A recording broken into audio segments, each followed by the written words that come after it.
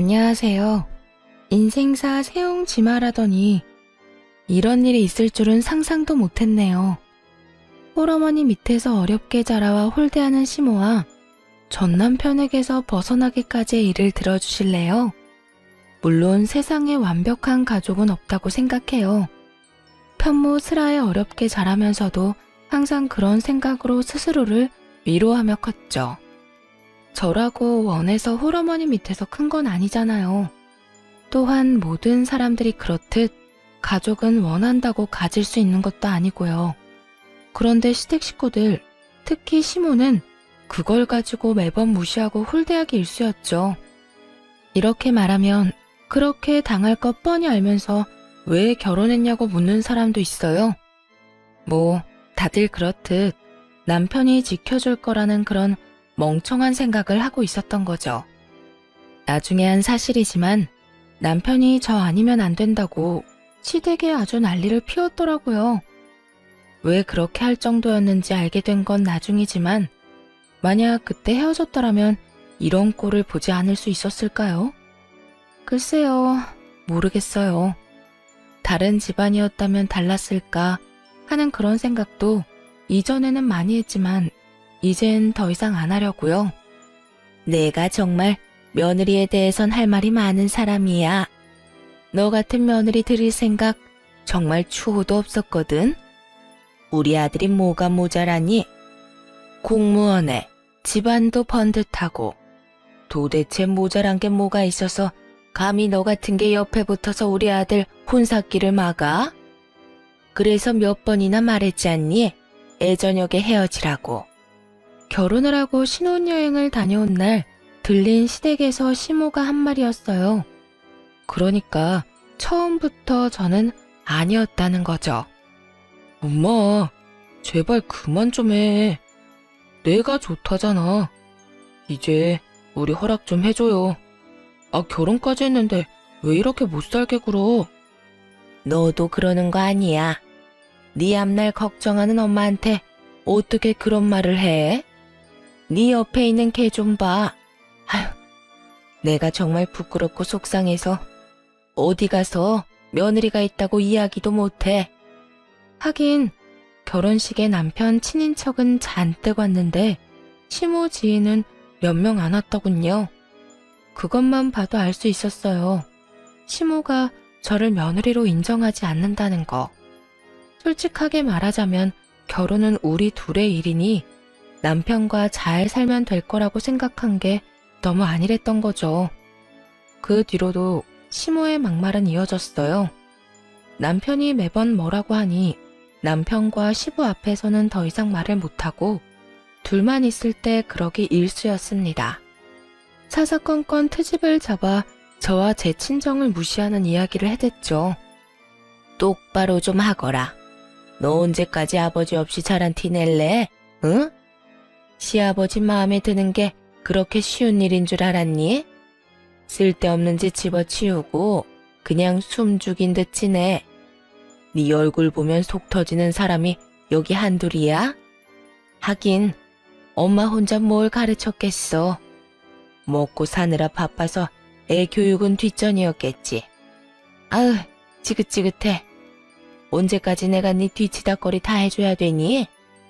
시부에게 사드리는 선물 하나조차 해도 그런 소리를 들어야 했어요. 게다가 밥상 차리는 것까지 시모에게 한 소리를 들어야 했죠. 그건 거기 아니야.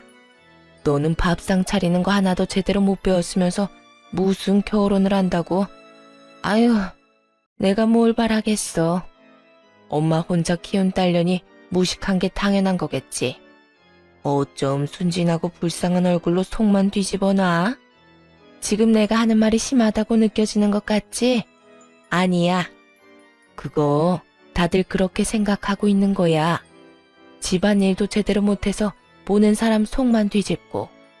도대체 네 어머니는 뭘 가르친 거니? 너도 그래. 그렇게 악착같이 살았다고는 하지만 재산도 없어, 가방끈도 짧아, 직업도 마음에 안 들어. 그렇다고 집안일을 제대로 하기를 해? 도대체 너희 집에서는 뭘 하고 산 거니? 먹고 산다고 바빴다는 말은 하지도 마. 홀어머니 밑에서 컸다고 그게 면죄 보인 줄 아니? 그거 다 티가 나는 거야. 아무리 숨기려고 해도 사람들이 다 안다고 부모 없이 큰 거. 뭐를 하든 트집을 잡아서 집안 욕을 하는 시모를 보며 물론 가만히 있지만은 않았어요. 처음부터 그럴 수 있었던 건 아니었지만요. 사사건건 트집을 잡으니 그냥 아무것도 안 했거든요. 그랬더니 이번에는 아무것도 안 한다고 화를 내더군요. 너 일도 안 하고 뭐 하는 거니? 어머님이 다 마음에 안 드신다고 하셨어요. 자꾸 배운 게 없다고 하시는데 배울 시간도 안 주셨으니 이참에 그냥 옆에서 어머님 하시는 거 지켜보면서 배울게요. 뭐? 야, 그냥 너 쉬겠다는 거잖아. 그럼 어떻게 하죠? 어머님은 제가 하는 모든 게 마음에 안 드시니 그냥 어머님이 하시는 게 나을 것 같은데요. 어머니도 마음에 안 드는 것 보면서 계속 입 아프게 말씀하시는 것보다는 낫지 않겠어요? 서로 보기 싫은 얼굴 안 봐도 될 테니까요. 누가 그렇게 놔둘 줄 알아? 제가 하는 게 싫으시면 어머님이 하셔야죠. 어머님 하시기 싫으시면 제가 하는 대로 그냥 놔두시던가요. 결국 시모는 혼자 일하는 건 죽어도 싫었는지 더 이상의 간섭은 하지 않았어요. 하지만 틈틈이 제 어머니와 저를 무시하는 발언은 전혀 멈출 생각이 없어 보였죠. 그러다 하루는 시조모님이 명절에 오신다는 이야기를 전해 들었어요. 우리 할머니 이번 명절에 오실 거야.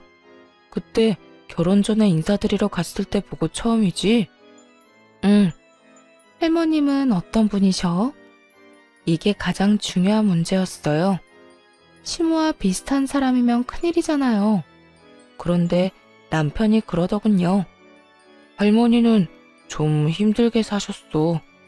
교통사고로 할아버지가 일찍 돌아가셔서 할머니 혼자서 아버지랑 고모를 키우셨거든. 한평생 자식들 지킨다고 재혼도 안 하시는 거 보면 진짜 대단하시지. 그때 남편 말을 들으며 좋은 생각이 났어요.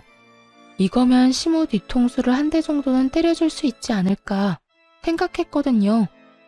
그렇게 명절날이 돼서 시조모님의 집에 방문했어요. 그래, 우리 손부 오랜만에 보는구나. 네가 참 고생이 많지? 아무래도 여자가 남자 집에 시집 오면 여러모로 힘든 일이 많은 법이야. 나도 그랬다. 많이 힘들었지. 남편까지 일찍 잃고 어린 두 남매 키우느라 얼마나 고생했는지 모른다. 그래도 이렇게 키워놓으니 얼마나 좋으냐. 아들도 번듯하게 자랐지. 이렇게 며느리까지 보고. 시주모는 힘든 그때를 떠올리는지 눈가가 촉촉해지더군요. 듣다가 이때다 싶어서 시주모에게 말했어요. 하긴 한부모 가정에서 자란 며느리나 사위를 좋아하는 사람은 없죠. 아버님도 결혼하시기 힘드셨겠네요. 사실 부모가 한 사람이라도 없으면 다 티가 난다고 하잖아요. 그만큼 분명 모자란 게 있을 테니까. 하나 남은 부모야 자식 새끼 먹이려고 뼈 빠지게 일하느라 남아있는 애들을 봐줄 사람이 없으니 가정교육도 제대로 못 배웠을 거고, 그러다 보면 주위 사람들도 그런 가정에서 태어난 사람은 별로 안 좋아할 테고요. 평소 시모에게 듣던 말이었죠. 그 말을 듣더니 시조모의 얼굴이 완전히 굳어버리더군요. 그러자 남편이 깜짝 놀라 말했어요. 당신 지금 그게 무슨 소리야? 당신도 편모 가정이면서 어떻게 할머니한테 그런 소리를 해? 시부도 표정이 굉장히 안 좋았어요. 그걸 보고도 뭐가 문제냐는 듯 아무것도 모른다는 식으로 대답했죠. 이게 잘못된 말이었나요? 죄송해요. 어머님한테는 매일 듣는 말이었거든요. 그래서 다른 사람들도 다들 그렇게 생각하는 줄 알았어요. 사실 이전에는 어머님이 저를 미워해서 그런 말을 하시는 거라고 생각했는데 아버님께서도 현무 가정에서 자랐다는 이야기를 들으니 너무 과하게 생각했던 것 같더라고요. 그런 아버님이랑 결혼한 어머님이라면 아무런 사심 없이 이야기한 거겠구나 싶어서요. 그렇죠, 어머님? 제 말이 끝나자 이번에는 시모 얼굴이 하얗게 질렸어요. 그게 무슨 말이니? 내가 언제 너한테 그런 말을 했어? 너 이렇게 사람 함부로 모함하는 거 아니다?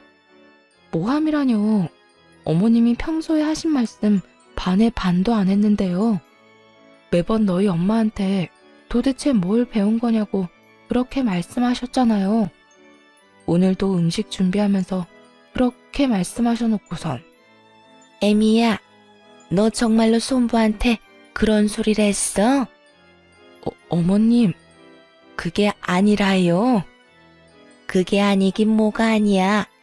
내가 알기로 손부도 홀어머니 밑에서 자랐다는데. 설마 너 그걸로 저 어린 것한테 시어머니 노릇을 한 거야? 내가 언제 너한테 그런 거 하라고 가르쳤어? 네 마음이 좁고 편협하다는 건 익히 알고 있었지만 설마 네 며느리한테 그런 말을 할 정도로 좁아 터졌는지는 또 몰랐구나. 그래, 그런 이야기를 한 이유가 대체 뭐냐? 이유라도 들어보자. 너 설마 우리 아들이 마음에 안 들었니? 내 자식도 네 눈에는 애비 없이 혼자 자란 티가 나 보이든 그래서 마음에 안 든 거라도 있어서 그런 말을 한 게야. 어머님, 아니에요. 설마 그런 생각을 하고 있었겠어요? 그냥 저는 며느리로 들어온 애가 생각했던 것보다 못 미치는 애라. 결혼은 네 아들이 하지 네가 하는 게 아니잖아. 그리고 말이다. 정말 평소에 그런 생각을 안 했으면 어떻게 그런 말이 그렇게 술술 쉽게 나왔겠어? 정말 이런 애인지 몰랐다. 내 앞에서는 항상 웃으며 살랑거리더니 마음속에는 그런 고약한 심보를 갖고 있었어. 어머님, 죄송해요. 제가 실언을 했어요. 시모는 시조모에게 죄송하다며 빌다가 저와 눈이 마주치고는 부릅뜨고 노려보더군요. 뭐 노려보면 어쩔 거예요. 지금 당장 혼나고 있는 건 시모고 저는 그저 피해자인데. 결국 시모는 무릎 꿇은 채로 시조모에게 미친 듯 혼나고 그 후 시댁 생활이 좀 더 편해질 수 있었죠. 시조모가 시모를 혼낸 다음 그러시더군요. 아가, 그런 말 귀담아 듣지 말거라. 정말 편협하고 속 좁은 인간들이나 그렇게 생각하는 거야. 나라고 애 아빠를 일찍 잃고 싶었겠니? 그게 사람 마음대로 안 된다는 거 잘 알고 있다. 네 시어미가 하는 말에는 너무 마음 두지 말어. 그리고 앞으로도 저런 쓸데없는 말 짓거리면 나한테 전화해서 이야기하거라. 네 시어머니한테 한마디 해줄 테니. 그 이야기를 듣는데 마음이 든든하더군요. 그렇게 시모에게서 벗어날 수 있었어요. 시주모에게 잔소리를 듣고 일어나던 시모가 분한 듯 노려봤지만 뭐 어쩌겠어요. 이미 시조모에게 시모는 찍혀버린 것을요. 그동안 시부가 홀어머니 밑에서 컸다는 걸 몰랐는데 자기 부군이 그런 환경에서 자랐다는 걸 알면서도 그런 식의 욕을 할 수 있었던 시모가 어찌 보면 참 대단하기도 했죠. 그렇게 시모가 당한 뒤로는 절대로 그런 이야기를 안 하더군요. 시조모가 제 전화번호까지 받아갔거든요. 정기적으로 연락하라고요. 효과가 좋았죠. 그래서 저는 앞으로도 이렇게 평온할 줄로만 알았어요. 그 다음에 다가올 비극은 더 큰 것이라는 것도 알지 못하고 그 일이 있고 몇 달 뒤의 일이었어요. 그날은 몸이 안 좋아 일찍 집에 가 있는 상황이었어요. 남편이 왔는데 마중도 나가지 못할 정도로 기진맥진해 있었죠. 남편은 그날 회식을 하고 2차까지 갔다가 늦은 저녁이나 되어 돌아왔어요. 집에 도착해서는 친구와 통화를 하는데 아마 제가 자고 있다고 생각했던 것 같더라고요. 그러니까 그런 대화를 할 수 있었던 거겠죠. 야, 결혼 그거 별거 아니다. 네가 너무 진지하게 생각하는 거라니까. 뭐? 왜 결혼했냐고? 그렇지. 뭐 더 좋은 여자 만날 수도 있긴 했지. 근데 일부러 그런 여자는 안 만났어. 이게 무슨 말인가 싶었어요. 당연히 남편이 절 사랑해서 결혼했다고 생각하고 있었으니까요. 그래서인지 그때까지만 해도 그 뒤에 무슨 말이 나올지도 모르고 별 생각 없이 듣고 있었네요. 우리 와이프가 좀 불쌍하잖아. 가진 것도 없고 아버지도 없고 딱 봐도 뭔가 챙겨주지 않으면 안 될 것처럼 그렇게 보이지. 그래서 선택한 거야. 너도 알아도. 잘난 여자 만나면 남자만 피곤해. 다 맞춰줘야 하니까. 적당히 모자란 여자 만나면 네가 핸들링하기가 쉽잖아. 순간 망치로 머리를 한 대 맞은 기분이었어요. 설마 남편이 그런 생각으로 결혼을 했을 거라고 상상조차 못했거든요. 그딴 의도로 그런 쓰레기 같은 생각으로 시모의 반대도 무릅쓰고 결혼을 했다고요? 정말 믿겨지지 않았어요. 손이 덜덜 떨리더군요. 쓰레기라니. 야, 결혼은 현실이야. 너 잘난 여자랑 결혼해서 잡혀 살 자신 있어? 난 그렇게 못 살거든. 난 해보고 싶은 거, 사고 싶은 거 다 해가며 살아야 하고 원하는 거 다 누리면서 살아야 돼. 그러려면 어느 정도 부족한 여자가 좋다니까. 내가 우리 엄마 반대를 무릅쓰면서까지 왜 이 여자를 와이프로 만들었는데? 다 그런 것 때문이잖아. 너도 결혼해보면 이게 얼마나 편한지 느낄 수 있을 거다. 남편 말에 점점 더 무너지는 기분이었어요. 당장 나가라고 소리치고 싶었지만 지금 당장 이 사람한테 화를 낸다고 해서 달라질 게 없다는 것도 알고 있었어요. 그때 그 이야기를 들으며 최악의 경우는 이혼까지도 생각이 들었어요. 하지만 그마저도 마음대로 생각할 수조차 없었죠. 혼자 저를 키워온 어머니가 많이 아프셨거든요. 그런 어머니에게 이혼 소식을 전하면 분명히 좋지 못한 영향을 끼칠 것 같았고 크게 걱정이 되더라고요. 여태 모든 걸 희생한 엄마인데 딸이 결혼해 제대로 살지도 못하고 이혼하게 됐다는 걸 보여주라니 참 죄송하고 슬픈 일이잖아요. 그렇게 시끄럽게 한참을 떠들던 남편놈은 안방에 들어와서야 저를 한번 확인하고는 아차 싶었는지 목소리를 낮추더군요. 그러더니 곧 전화를 끊더라고요. 그리곤 슬그머니 제 이름을 부르는데 못 들은 척 했어요. 심장이 쿵쿵 뛰고 머리가 하얘져 어떻게 해야 할지 모르겠기도 하고요. 그래서 그냥 자는 척을 했죠. 그 뒤로 정말 미친 듯이 고민을 했어요. 이걸 어떻게 할까? 이혼을 해야 할까? 이혼을 하게 된다면 어떻게 해야 좀 더 유리하게 진행할 수 있을까? 그리고 이혼 후도 생각을 해야 했죠. 막무가내로 덤빈다고 해서 현실적인 어려움이 사라지는 건 아니잖아요. 다행인 건 남편과 제 사이에 아이가 없어 이혼은 쉽겠지만요. 그렇게 머리가 터질 듯이 고민 중이었는데 하루는 시모와 시부가 부부 동반 모임을 간다고 하더군요. 근데 때마침 공교롭게도 남편도 그날 약속이 있다고 나갔어요. 차라리 저 인간들 얼굴을 안 봐서 다행이다 싶기도 했죠. 혼자가 되자 오늘은 뭘 할까 고민하다가 친정엄마를 찾아가 넌지시 이 상황에 대해 말해보기로 결심했어요. 엄마는 어떻게 생각하는지 알아볼 생각이었어요. 그래서 친정엄마를 데리고 번화가로 나갔죠. 오랜만에 식사 대접을 하는 거니 좋은 곳에서 맛있는 걸 사주고 싶었거든요. 그렇게 빌딩에 도착해서 올라가는데 정말 우연히도 시모와 마주쳤어요. 가려던 가게가 시모의 모임 장소 위층에 있던 거더라고요. 그래서 친정어머니와 함께 시모에게 가까이 다가갔죠. 그래도 밖에서 마주쳤는데 인사는 해야 하잖아요. 게다가 어머니도 알아보시는 상황이었고요. 아이고, 사부인, 오랜만입니다. 잘 지내셨죠? 시모는 친정어머니에게 고개를 까딱하더니 이내 저를 쳐다보며 그러더군요. 야, 너 조용히 해. 나한테 어머니라고 부르지 마라. 나도 오늘은 너 며느리라고 안 부를 거야. 제발 우리 밖에서는 어머님 며느리 이런 소리 하지 말자. 나 네 어머님 하기 싫어. 이유는 네가 더 잘 알지? 게다가 이런 데 오면서 어머니 한 번만 모시고 오니 티가 안 낼래야 안 날 수도 없지. 하고 다니는 꼴 보면 누가 널 내 며느리로 볼까 무섭다 얘. 어쨌든 오늘은 마주치더라도 아는 척 하지 마. 어머님이라고 부를 생각도 하지 말고. 마음속에서 솟아오른 분노를 최대한 억눌렀어요. 저 사람은 지금 인사하는 저희 어머니의 인사도 받아주지 않았고 제게는 어머니라고 부르지도 말라고 하는 거였어요.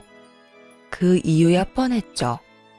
자기 지인들에게는 보여주고 싶지 않다는 얘기니까요. 자존심도 상했지만 정말 눈물 날 만큼 열이 받았어요. 그런데 그 와중에 더 열이 받았던 건 뭔지 아세요? 남편이 그 모임 장소에 있었다는 거예요. 알고 보니 시모와 시부의 부부 모임이면서 자식들 내외도 다 같이 오는 모임이었던 것 같더라고요. 어릴 때부터 함께한 지인이다 보니 아마 자식들끼리도 친한 모양이었죠. 그런데 며느리인 저는 쏙 빼놓고 아들놈만 데려간 걸 보니 정말 뒤통수 맞은 기분이었네요. 게다가 이런 장소에 가면서 한마디 말도 없었던 남편에게도 마지막 정이 다 떨어지는 순간이었어요. 정말 그나마 남아있던 잔정도 말이죠. 예, 너희 시어머니 저기다 무슨 소리니? 왜 아는 척을 하지 말래? 너 혹시 결혼하고 무슨 일이 있었어? 아니야. 엄마 먼저 위에 가서 잠깐 있어. 아버님한테 인사만 하고 갈게. 저런 말을 듣고 엄마에게도 이런 꼴을 보이고서 이대로 그냥 갈 생각은 눈꼽만큼도 없었거든요. 시모의 저런 행동과 남편의 모습을 보니 그제야 깨달았거든요. 여기서 아무리 더 불행해진다고 한들 저 인간들이랑 같이 살면 그거야말로 더 불행하면 불행했지 나아지진 않겠구나 라는 걸요. 거기까지 생각하고 일부러 시부를 찾아갔어요. 시부를 찾는 건 쉬운 일이었어요. 남들보다 키가 크셨거든요. 그 연세치고는. 성큼성큼 걸어가서 지인들과 함께 있던 시부에게 인사를 했어요. 안녕하세요 아저씨. 제 호칭에 시부가 경악하더군요. 당황하며 제게 말했어요. 아가, 갑자기 웬 아저씨냐? 아, 방금 이 앞에서 시어머니를 만났는데 어머님이라고 부르지 말라고 하시더라고요. 절 며느리라고 소개하기 싫으신 것 같아서요. 그런데 그런 상황에서 아버님을 아버님이라고 부르면 어머님이 얼마나 황당하시겠어요. 그래서 어쩔 수 없이 아버님을 아저씨라고 불렀어요. 죄송해요. 그런데 어머님도 참 너무하시네요. 아무리 제가 탐탁지 않다고는 하셔도 그렇지 제 어머니의 인사까지 그렇게 무시할 필요가 있었을까요? 그 말에 시부 얼굴이 순식간에 당황으로 변하더군요. 설마 사부인이 보는 앞에서 너한테 그런 이야기를 한 건 아니지? 저희 어머니 보는 앞에서 말씀하셨고요. 저희 어머니 그거 다 들으셨어요. 이젠 저도 어떻게 해야 될지 모르겠네요. 제 이야기를 들은 시부가 노발대발하며 시모를 찾더군요. 그 덕에 남편도 시부가 있는 곳을 찾아왔어요. 그리고는 제가 여기 있는 것을 보고 깜짝 놀라더군요. 당신이 왜 여기 있어? 왜? 내가 오면 안 되는 곳에 왔어? 아니, 그게 아니라 그런데 왜 이렇게 소란스러운데? 그건 당신 엄마한테 물어봐. 결국 시끄러운 소리에 시모가 시부를 찾아왔죠. 아니, 당신은 도대체 왜 이렇게 시끄럽게 굴어요? 어머, 넌? 시부에게 말을 걸다가 그 앞에 있는 저를 보고 깜짝 놀라더군요. 당신 대체 생각이 있어 없어? 어떻게 며느리한테 그런 이야기를 해? 사부인 보는 앞에서. 제가 뭘 어쨌다고 그래요? 그냥 조용히 지나가고 싶은 마음에 아는 척하지 말라고 한 것뿐이에요. 이게 그냥 조용히 지나갈 일이야? 어떻게 사부인 보는 앞에서 며느리한테 시어머니라고 부르지 말라고 할 수가 있어? 당신 진짜 생각이 있는 거야, 없는 거야? 저번부터도 그렇지만 아무리 생각해봐도 도저히 이해가 안 돼. 왜 이해가 안 돼요? 난 이해가 되는데. 애초에 저런 애 며느리로 받아들일 생각 없었다고요. 쟤보다 훨씬 괜찮은 여자애도 많았는데 왜 저런 애가 우리 아들 와이프인 거예요? 대체 왜? 당신은 그게 싫지도 않아요? 그 수많은 재원들. 집안도 빵빵하고 얼굴도 예쁘고 돈도 잘 버는 그런 애들이 줄을 섰었는데 왜 꼭 저 여자애냐고요? 아무것도 없잖아요. 돈도 없고 그렇다고 집안이 좋은 것도 아니고. 지금 그걸 말이라고 해? 당신 아들이 좋다잖아. 좋아해서 결혼한 사람한테 뭘 더 바라는 건데? 두 분이 크게 싸울수록 남편 놈 표정은 일그러져 가더군요. 그러더니 저를 어디론가 끌고 갔어요. 그렇게 조용한 곳에 도착하고서 곧 따지듯이 묻더군요. 아무리 그래도 그렇지. 사람이 이렇게 많은데 어떻게 두 분 싸움을 붙일 수가 있어? 너 이거밖에 안 되는 애였어? 이야기를 다 듣긴 들은 거야? 내가 당신 어머니한테 어떤 취급 받았는지 당신이 알고 그런 소리 하는 거냐고. 엄마가 당신한테 그런 얘기하는 거 하루 이틀 일도 아니잖아. 그거 하나를 못 참아서 이런 일까지 벌이는 거 넌 너무하다고 생각하지 않아? 우리 가족한테 미안하지도 않냐고. 내가 뭘 미안해해야 하는데? 너희 어머니한테 어머님이라고 안 부른 거? 아버님한테 아저씨라고 부른 거? 그럼 아는 척하지 말라는데 무시하고 왔어야 했어? 놀란 우리 친정엄마 놔두고? 너야말로 나한테 미안하지도 않아? 넌 왜 나한테 거짓말하고 여기 왔는데? 너도 내가 마누라인 거 어디 가서 말하기 싫어? 그건 엄마가 이야기하지 말라고. 이런 행동이 문제인 거야. 그럼 당신 엄마가 당신더러 나랑 이혼하라고 하면 당신은 이혼하겠네? 그건 아니지. 내가 당신하고 결혼하려고 얼마나 애를 썼는데. 당신도 알잖아. 내가 엄마 설득한 거. 그래. 그래서 내가 등신같이 그거 믿고 당신이랑 결혼했지. 근데 너도 너희 엄마랑 똑같아. 너 얼마 전에 나 자는 줄 알고 신나게 떠들더라. 내가 불쌍해서 결혼했다며? 어느 정도 부족한 게 있어야 말 잘 듣는다고. 네 이상형에 대해서 잘 들었어. 그런데 그렇게 부족한 여자라도 이혼은 요구할 수 있지. 내가 그간 너희 엄마한테 무시당하면서 이혼 생각 안 해봤을 것 같아? 그런데 참았어. 근데 오늘 우리 엄마도 똑같이 무시당했거든? 그건 못 참겠더라. 그래서 너랑 이혼하려고. 당신 엄마 그렇게나 며느리가 싫다는데 내가 때려치울게. 그게 너도 좋잖아. 그러니까 너도 아웃이야. 야, 네가 뭔데 나한테 아웃이니 많이 해. 너 따위가 나한테. 그래, 너한테 나는 그따위지. 더 좋은 여자 만나서 살면 되잖아. 왜 그따위 여자한테 매달려? 왜? 너무 잘난 여자 만나면 맥도 못 추릴까봐 그래? 너무 돈 많은 여자 만나면 네 맘대로 못할 것 같아서 그러냐고.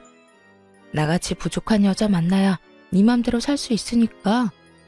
이런 인성 파탄자 같으니 그걸 사랑이라고 믿은 내가 미친년이지. 야, 말이 심하잖아. 심해? 네가 더 심해, 이 나쁜 놈아. 너도 네 엄마도 최악이라고. 부족한 마누라가 다루기 쉽다고? 그 부족한 마누라한테 이혼이나 당해봐. 그날 그렇게 남편놈에게 이혼을 요구하고 친정엄마와 식사를 했어요. 그리고 친정엄마에게 이혼 이야기를 슬쩍 꺼냈죠.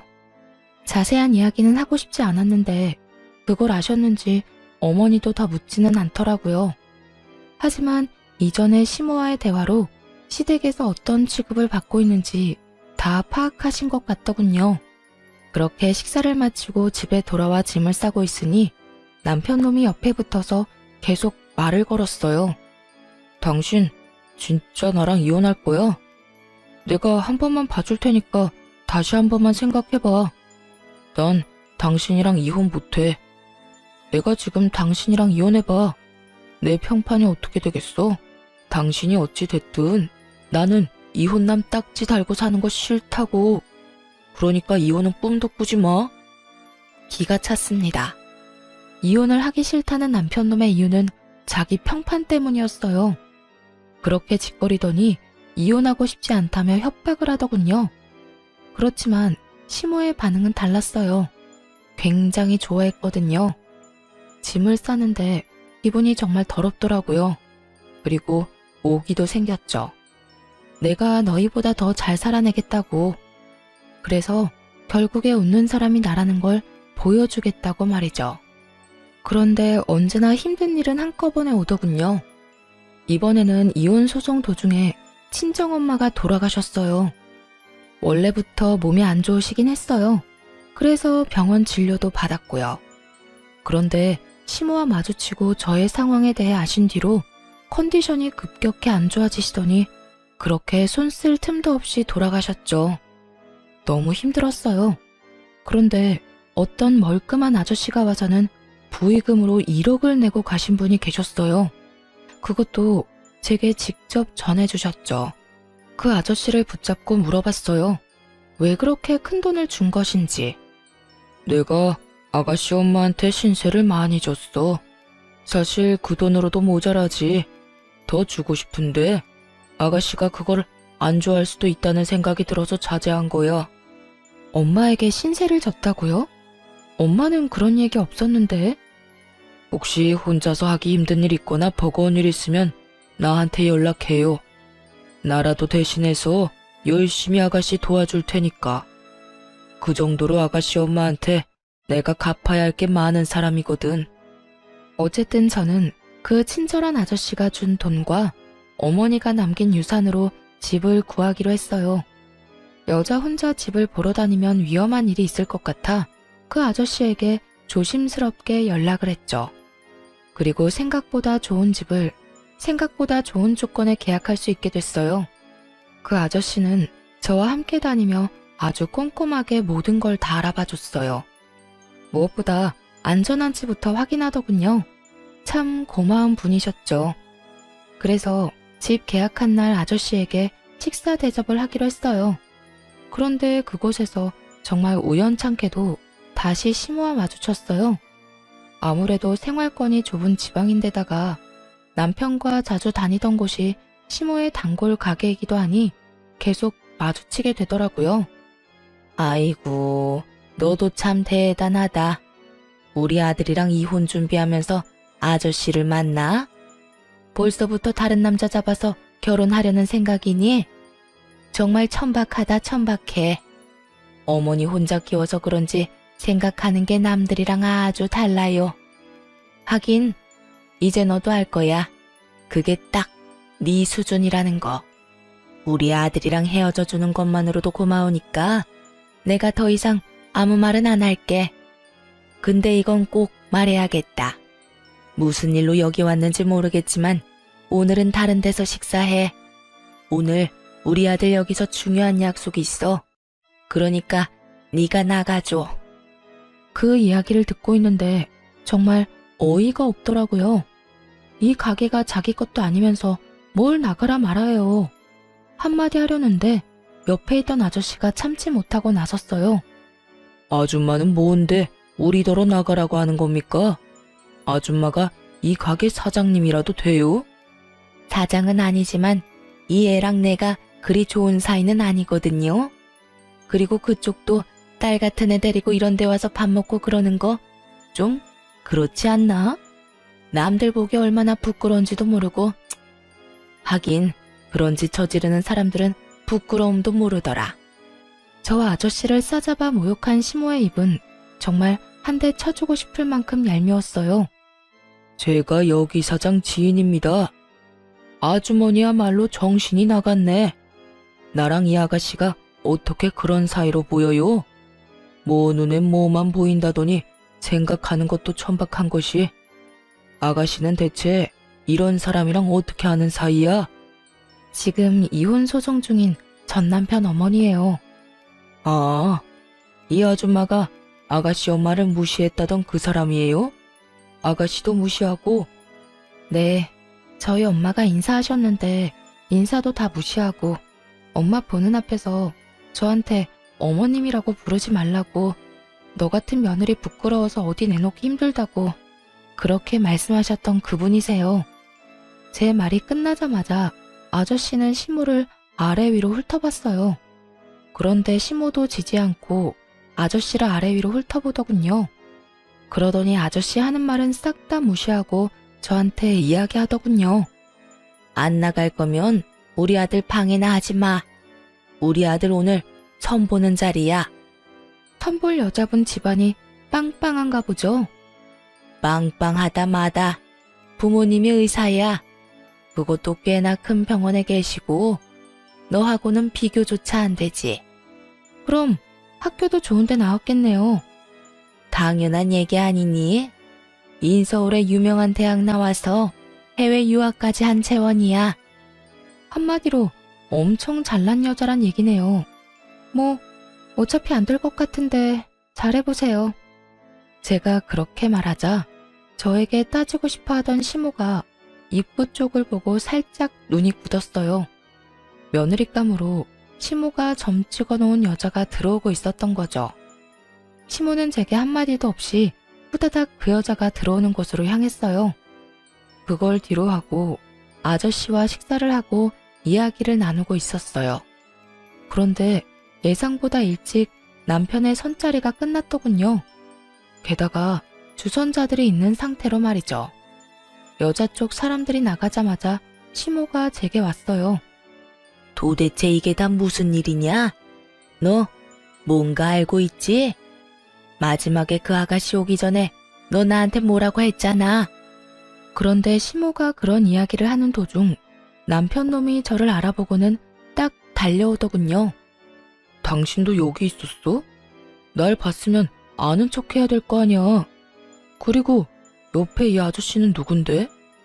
너 설마 그동안 다른 남자 만났어? 너 우리 이혼 소송 기간이라도 다른 남자 만나면 유책 배우자 되는 거 몰랐어? 와, 너 진짜 웃긴다. 얌전한 고양이가 부뚜막에 먼저 올라간다더니. 이 녀석아, 좀 가만히 있어봐. 엄마 이야기하잖아. 어서 이야기해봐. 너 도대체 뭘 아는데? 저 여자가 우리 아들 싫다고 할 줄 알았느냐고. 어머님은 아드님을 정말 모르시네요. 그 아드님 이상형이 어떻게 되는지 알아요? 어떤 여자랑 결혼하고 싶어 하는지는 알고서 선자리 봐주시는 거냐고요. 여자가 예쁘고 똑똑하고 돈 많으면 됐지. 돈도 잘 벌고. 그거 아니야? 어머님 아들은요, 그런 여자가 이상형이 아니에요. 한눈에 봐도 불쌍해 보이는 여자가 그 사람 이상형이거든요. 그런 인간한테 매번 잘난 여자를 들이밀면 당연히 싫다고 하는 거죠. 우리 아들이 왜 그런 여자를 좋아해? 너 미쳤니? 네가 우리 아들 이상형이라고 말하고 싶은 거야? 설마요. 누가 불쌍한 걸 이유로 이상형이 되고 싶겠어요? 저도 우연히 들어 알았어요. 저 사람이 다른 친구랑 통화하는 거. 그때 그러더라고요. 뭐 하나 부족해서 다루기 쉬운 여자, 그런 여자랑 결혼하라고. 친구한테 조언까지 해주던데요. 잘난 여자는 자기 잘난 거 알아서 남편 얘기 듣지도 않는다고 말이죠. 그러니까 쉬운 여자를 원하는 거죠. 그런데 똑똑하고 돈 많고 빵빵한 여자 중에 쉬운 여자가 있어요? 없지. 이야기가 끝나가자 시모 표정이 정말 썩어버리더군요. 저한테 매달리는 것도 사랑해서 그런 거 아니에요. 만만한 여자 찾기가 힘드니까 그런 거겠죠. 저 보세요. 얼마나 만만했겠어요. 안 그래요? 말이 진행될수록 시모의 얼굴은 점점 침울해졌어요. 그리고 남편 놈은 다급해졌죠. 그런 이야기를 왜 엄마한테 해? 그런데 이제 어쩌나? 나 얼마 전에 돈 생겼거든? 어머니 돌아가시고 유산도 많이 남겨주셨고 보험으로 돈도 좀 많이 들어왔어. 그래서 그 돈으로 집 계약하고 왔고. 아, 그러고 보니 오늘 이혼 판결 났네? 앞으로는 이렇게 안 마주쳤으면 좋겠고 우리 헤어지더라도 선은 넘지 마. 아무리 그래도 그렇지 서로 아무것도 모르게 가게 들어왔는데 나더러 나가라고 하는 건 아니지 않나? 이젠 완전 남남이잖아요, 아줌마. 나 진짜. 여보, 당신이 생각하던 그런 거 절대 아니야. 내가 왜 그런 이유로 당신을 좋아해? 그냥, 그건 농담이었어, 농담. 농담 같은 소리하고 자빠졌네. 야, 넌 농담을 그렇게 진지하게 하니? 결혼 앞두고 고민하는 친구한테 그런 이야기 해주는 거 보니 네 인성이 보인다, 인성이. 2번 다시 나한테 여보라고 부르지 마. 결판 났으니까. 그리고 내 인생에서 좀 꺼져줘. 제발 이렇게 알짱거리지 마. 그렇게 남편놈과 시모를 버려두고 저는 아저씨와 함께 밖으로 나왔어요. 옆에서 모든 걸 듣고 있던 아저씨 표정이 별로 좋지 않아 보였죠. 아저씨한테 이런 모습 보인 것도 좀 그렇긴 했어요. 그런데 아저씨가 저한테 묻더군요. 아버지 없다고 힘들게 산 것 같아서 마음이 안 좋네. 혹시 아버지 원망하거나 그렇진 않아요? 아, 아버지요? 저 어릴 때부터 없었거든요.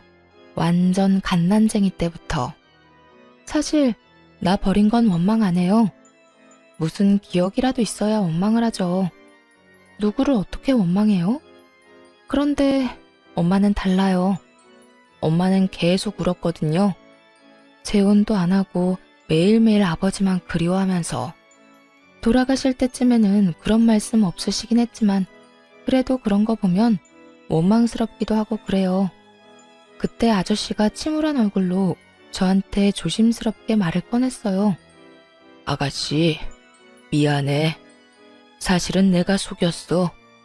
아가씨한테 처음 나타났을 때 내가 누군지 말했어야 됐는데 이야기를 못했어. 나도 마음의 준비를 하고 싶었거든. 사실은 내가 아빠야. 놀랐지? 사실 어느 정도 짐작은 하고 있었어요. 보통 누가 가족도 아닌 여자를 이렇게 친절하게 도와주겠어요. 그리고 어머니가 가지고 있던 아버지 사진이랑 비슷하게 생기셨더라고요.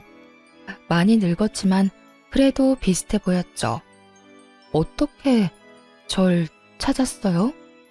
네 엄마가 연락했어. 그 사람은 다 알고 있었지. 내가 어떻게 사는지. 그렇게 우리 어머니한테 쫓겨나다시피 나가고서는 내가 아무리 찾아도 못 찾던 그 사람이었는데 죽을 때가 다 돼서 그런가 남겨진 딸 생각 때문에 그랬나 나한테 연락이 왔더라고. 우리 딸 지켜달라고. 참 울컥했어요. 여태껏 피해 다녔던 아버지에게 연락한 이유가 저 때문이라는 걸 알게 돼서 아마 살 날이 얼마 남지 않은 것을 당신도 아시고는 연락하신 거 아니에요. 그때 시어머니가 저와 친정엄마를 무시한 일 때문에 엄마도 충격받았던 것 같아요. 제가 시댁에서 그렇게 무시당하는 걸 어머니가 그때 처음 아셨거든요. 마지막 가는 길에 짐만 안겨드린 것 같아 죄송한 마음뿐이었어요. 그렇게 저에게는 다시 새로운 가족이 생겼어요. 어머니가 돌아가시고 아버지가 생긴 거죠. 아버지는 뭐든 해주고 싶어 했어요. 이혼하고 얼마 후 미용 관련 자격증을 따기로 했어요. 그렇게 공부를 하고 어렵게 자격증을 따고 나니 아버지는 이번에는 가게를 차려주고 싶어 했어요. 자격증을 딸 때도 아버지가 물심양면으로 다 지원해 주셨는데 바로 가게까지 차려주시려 할 줄은 상상도 못했죠. 그때만 해도 혼자서 일할 수 있는 작은 상가 정도겠거니 생각했어요. 그런데 아버지가 보여준 상가는 제 상상과는 전혀 달랐어요. 그 지역 내에서도 최고 번화가한 거리에 있는 상가 1층이었거든요. 임대료도 엄청 높았고 혼자서 이 큰 매장을 이끌어간다는 건 상상도 되지 않더라고요. 하지만 아버지는 뭐 어떠냐고 일단 보기나 하라는 반응이었어요. 그래서 저도 별 부담 없이 그냥 보기는 했죠. 아버지가 딸한테 잘 보이고 싶었나 보다. 이 정도로만 생각했거든요. 그렇게 상가를 둘러보는데 전 시부와 전 시모를 마주하게 됐어요. 같은 생활권이라는 게 참 짜증나더군요. 이렇게 마주치는 일이 있으니까요. 네가 여기는 웬일이냐? 상가를 볼 일이 뭐가 있어? 돈도 없고 아무것도 없는 게 여기 와서 허세나 피우고 있니? 남들한테 돈 많은 것처럼 보이고 싶었어? 그리고 이 아저씨는 도대체 누군데 매일 끼고 다녀? 우리 아들이랑 이혼하고 이런 늙은 아저씨랑 만나고 다니는 거야? 정말 네 수준도 알만하다 알만해. 그런데 전 시모 옆에 있는 전 시부 표정이 조금 이상하더군요. 그러더니 전 시모를 말리기 시작했어요. 여보, 그만해. 이제 남인 사람 왜 자꾸 그렇게 신경을 긁어? 그만 좀 해. 아니, 당신은 열받지도 않아요? 우리 아들이랑 이혼하고 벌써 저런 늙은 남자 물어서 동네를 돌아다닌다는 게 전 정말 짜증나요. 그래, 얘 너랑 정말 잘 어울린다. 어쩜 얘나 지금이나 변한 게 없어. 아빠 없이 커서 아버지 뻘 되는 사람한테 끌리니? 그런 주제에 우리 아들이랑 결혼은 왜 했어? 입에서 나오는 그 더러운 소리를 듣고 있으려니 기분이 나빴어요. 듣다 못해 한마디 하려고 했더니 옆에 있던 아버지가 코웃음을 치며 전 시모에게 말했어요.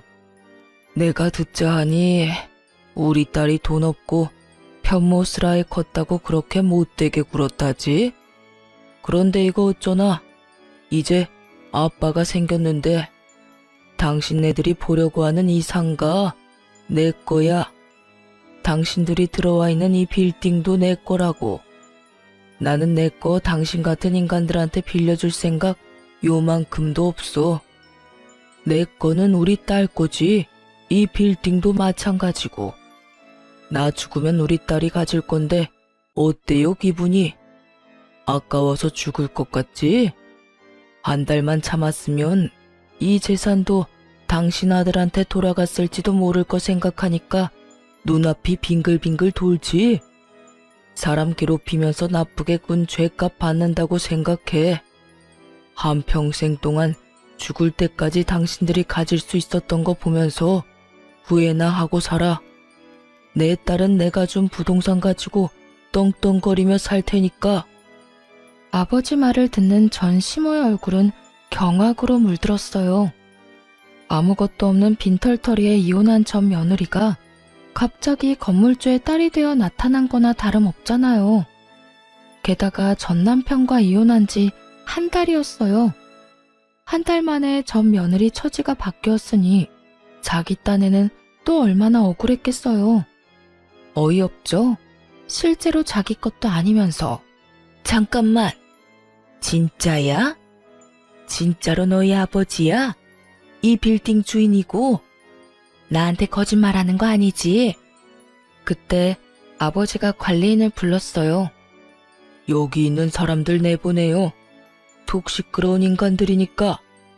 진짜로 경비원들과 관리인들이 전 시부와 전 시모를 내보내기 시작했어요. 그때가 되니 전 시모 얼굴이 완전히 놀라버리더군요. 그렇게 가게 밖으로 쫓겨나간 전 시부와 전 시모는 서로 탓하며 싸우기 시작했어요. 당신은 제발 그 성격부터 좀 고쳐.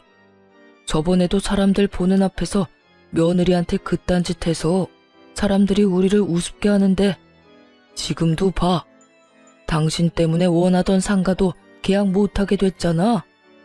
아니, 일이 이렇게 된 게 제 잘못이에요? 걔가 갑자기 웬 남자 끼고 돌아다니니까 그냥 궁금해서 그런 얘기 한 거지. 그건 이야기가 아니라 모욕이지. 그리고 옆에 있던 사람이 아버지인데 그 아버지 앞에서 늙은 남자를 물었다느니 어쩌니 그런 소리를 해? 도대체가 정신이 제대로 박힌 거야? 어휴. 저놈의 옆에 내 입이 방정이지. 결국 나중에 전 시모가 어떻게 알았는지 저희 집에 찾아와서 저한테 사정사정 하더군요. 예, 아가. 내가 여태 너한테 그렇게 모질게 군 거 다 내가 잘못했다. 우리 아들도 그렇고 나도 그렇고 너 보내고 얼마나 후회하는지 모른다. 내가 앞으로는 절대 그런 짓 안 할 테니 다시 돌아와주면 안 되겠니? 저는 전 시모가 그렇게 굽실거리는 모습을 처음 봤어요. 싫어요. 여태까지 아무것도 모르고 병신처럼 그런 취급 당하면서 살았는데 다시 또 돌아가라고요? 참 양심이 없으시네요. 어떻게 저한테 다시 돌아오라는 말을 할 수가 있죠? 어머님이 제 가슴에 박은 대못이 얼마나 많은지 기억도 안 나죠? 미안하다. 미안했어. 내가 잘못했다니까. 죄송한데 헛소리는 그만 좀 하시고 저한테 와서 왜 이러는지 잘 알아요. 제가 아니라 제 아버지 재산이 탐나는 거겠죠. 그러니까 우리 아버지 말처럼 그냥 그렇게 평생을 후회하면서 사세요. 가지지 못한 거, 가질 수 있었던 거, 반쯤은 손에 들어왔던 거, 이 근처 지나가면서 항상 그렇게 느끼시라고요. 아참, 그리고 그렇게 원하던 돈 많고 집안 빵빵한 며느리 잘 찾아보세요. 아드님 정신머리로 어머님 원하는 며느리 만날 수 있으려나 모르겠지만요. 제발 어떻게 안 되겠니? 네 시아버지가 네 가게 들어가는 그 1층 상가가 너무 갖고 싶다는데 내가 그런 말에서 망쳐버렸으니 어떡하니? 내가 책임을 지는 게 맞지. 그럼 더 좋은 가게 알아보시면 되죠. 상가가 어디 거기뿐이에요. 한 번만 더 말도 안 되는 소리 짓거리면 정말로 이 근처에는 발도 못 디디게 해줄 거예요. 당신이 전 며느리한테 어떤 짓 했는지 내가 다 까발릴 거라고. 그런 소문나도 동네 돌아다닐 수 있는지 어디 한번 봅시다. 결국 제 말에 전 시모는 망연자실 앉아만 있더군요. 그런 전 시모를 내버려 두고 나왔죠. 이제 와서 욕심이 나긴 했나 보더라고요. 사촌이 땅을 사도 배가 그렇게 아픈데 이혼한 전 며느리가 알고 보니 긁지 않은 복권이었다는 걸 알았으니 이미 손안에 들어왔던 거나 마찬가지인 복권을 포기한 거나 다름없잖아요. 평생 그 생각으로 고통받으며 살 거 생각하니 웃겨서 웃음이 멈추질 않더군요. 그 뒤로 그 사람들 연락을 받은 적은 없어요. 제가 먼저 알아볼 생각도 없고요. 그냥 안 보고 사는 게 제일 낫다는 생각을 하고 있어요. 살다 보니 참 이런 일도 생기는군요. 홀가분하면서도 쓴웃음이 나오지만 그래도 탈출하고 나서는 마음이 훨씬 편해요. 아마 계속 참기만 하고 그 사람들과 살고 있었다면 언젠가 했던 생각처럼 불행했으면 불행했지 이런 날은 오지 않았을 거예요. 아버지를 만나 제 배경이 바뀐 것을 알고 전 시모의 태도가 바뀌었다 해도 그건 그거대로 기분이 좋지만은 않았을 거고요. 이제는 그런 일도 있었지 하고 털어버리고 새 미래를 향해 나아갈 생각입니다. 그래도 힘든 일이 있으면 좋은 일도 생기는 법인 것 같아요. 긴 글 읽어주셔서